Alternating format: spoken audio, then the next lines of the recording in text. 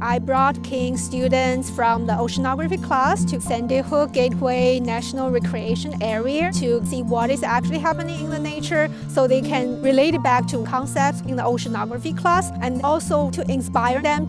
I love the beach, so when I found out we were going to the beach for research, I was pretty excited.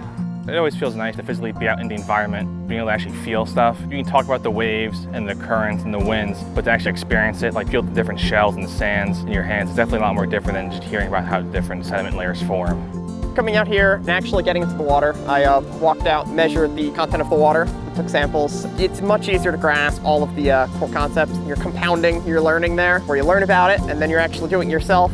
Being able to physically acquire data, it definitely helps to make you understand the process of why this is done. It's enlightening.